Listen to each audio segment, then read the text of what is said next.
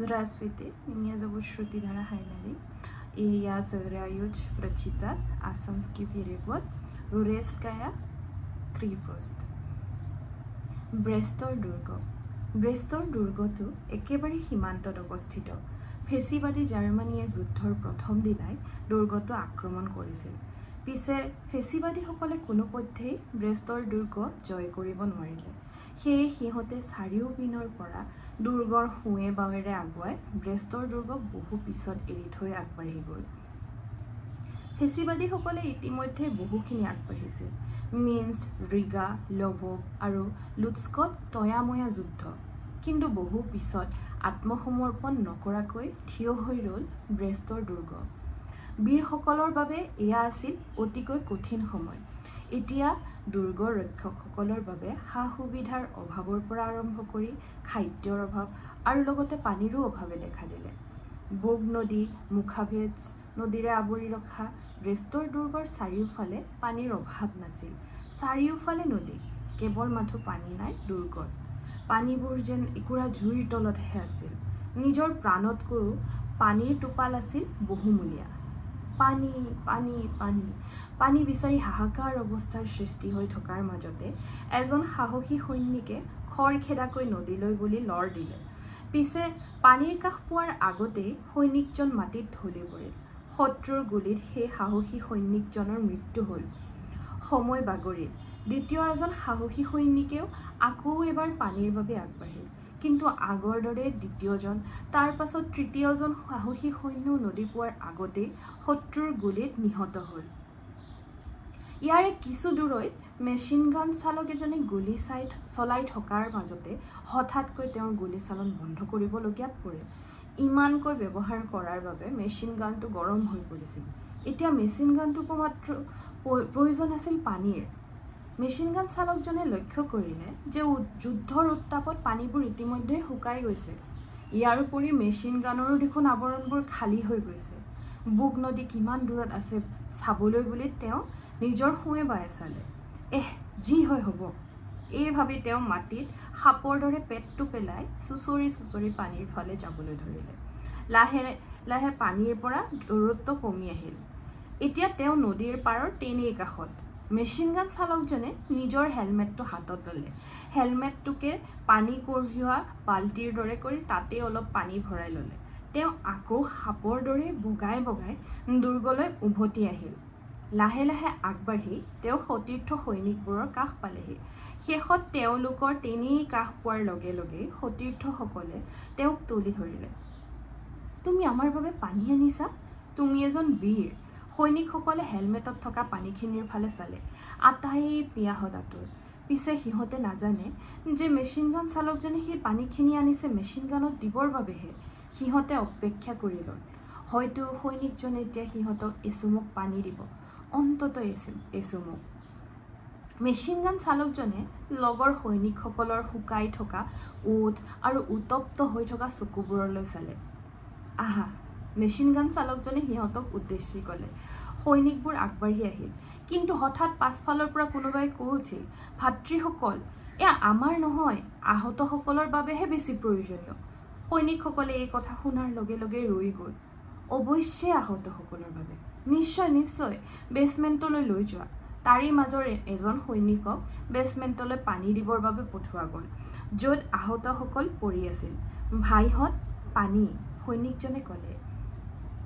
আটাইয়ে সৈনিকজনৰ মাতষাৰৰ ফালে ঘূৰি চালে। আটাইৰে মুখত হাঁহি বিৰিঙি উঠিল। সৈনিকজনে এটা মগত অতি সাৱধানেৰে পানীখিনি বাকি লৈ কাক এই পানীখিনি দিব পাৰি তাকেই বিচাৰি নিজৰ চাৰিওফালে চকু ফুৰালে। সৰ্বশৰীৰত বেণ্ডেজ আৰু তেজেৰে আৱৰি থকা এজন সৈন্যক দেখা পাই তেওঁ পানীৰ মগটো আগবঢ়াই দিলে। লোৱা। সৈনিকজনে পানীৰ মগটোৰ ফালে হাত মেলিলে। মগটো হাতত লৈয়ে তেওঁ হঠাৎ ৰৈ কৈ উঠিল, নহয়, মোক নহয়, এয়া সৰু ল'ৰা ছোৱালীবোৰক দিয়া ভাই, সৰু ল'ৰা ছোৱালীবোৰক দিয়া, এই বুলি আটাইয়ে ক'বলৈ ধৰিলে। সৈনিকজনে এইবাৰ পানীখিনি লৈ সৰু ল'ৰা ছোৱালীবোৰৰ কাষলৈ গ'ল। এইখিনিতে ক'ব লাগিব যে ব্ৰেষ্ট দুৰ্গত প্ৰাপ্তবয়স্ক সৈনিকসকলৰ লগতে মহিলা আৰু ল'ৰা ছোৱালীবোৰো আছিল। সৈনিকসকলৰ পত্নী আৰু সন্তান। সৈনিকজন খৰখেদাকৈ বেছমেণ্টৰ ল'ৰা ছোৱালীবোৰ থকা অংশলৈ গ'ল। সকলোৱে কাষ চাপি আহাচোন, সৈনিকজনে মাতিলে আৰু এজন যাদুকৰৰ দৰে নিজৰ পাছফালৰ হেলমেটটো উলিয়ালে।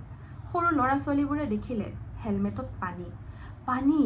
আটাইয়ে পানীৰ বাবে সৈনিকজনৰ কাষ চাপেহি। সৈনিকজনে পুনৰ সাৱধানে হেলমেটৰ পৰা এটা মগত পানীখিনি বাকি দিলে। এই পানীখিনি কাকনো দিব পাৰি তেওঁ চাৰিওফালে চকু ফুৰালে। তেনেতে সৈনিকজনৰ চকুত পৰিল এজন অকণমানি ল'ৰা। লোৱা, তেওঁ ল'ৰাজনলৈ পানীৰ মগটো আগবঢ়াই দিলে। ল'ৰাজনে এবাৰ সৈনিকজনৰ আৰু এবাৰ পানীখিনিলৈ চালে। দেউতাৰ বাবে, তেওঁ ইয়াতেই যুঁজি আছে, তেওঁক দিয়া। সৰু ল'ৰাজনে ক'লে, তুমি খোৱা। সৈনিকজনে সামান্যকৈ হাঁহি ক'লে, নাই। সৰু ল'ৰাজনে মূৰ জোকাৰিলে। দেউতাৰ বাবে, তাৰ বাবে আগবঢ়াই দিয়া পানীখিনিত এটা শোহাও নমৰাকৈ পুনৰ সৰু ল'ৰাজনে কৈ উঠিল। তাৰ লগতে বাকীবোৰেও অনুসৰণ কৰি পানী খাবলৈ বুলি অস্বীকাৰ কৰিলে। সৈনিকজন এইবাৰ সতীৰ্থ সৈনিকসকলৰ মাজলৈ ঘূৰি আহি আটাইৰে আগত আহত আৰু সৰু ল'ৰা ছোৱালীবোৰৰ কথা বৰ্ণনা কৰিলে। সি পানী থকা হেলমেটটো মেচিনগান চালকজনৰ হাতত দিলে। মেচিনগান চালকজনে এবাৰ পানীখিনিলৈ, তাৰ পাছত এবাৰ সতীৰ্থ সৈন্যসকললৈ চালে। এইবাৰ সি হাতত হেলমেটটো লৈ সেই পানীখিনি মেচিনগানৰ ধাতুৰ আৱৰণৰ ওপৰত ঢালি দিলে। পানী পোৱাৰ লগে লগে মেচিনগানটো পুনৰ জীৱন্ত হৈ উঠিল আৰু গুলীবৰ্ষণ আৰম্ভ হ'ল। মেচিনগান চালকজনে নিজৰ দলৰ সৈনিকসকলক গুলীৰ আবেষ্টনীৰে সুৰক্ষিত কৰাৰ লগে লগে আৰু তাৰেই মাজৰ কেইজনমান সাহসী সৈনিক আগবাঢ়ি আহিল।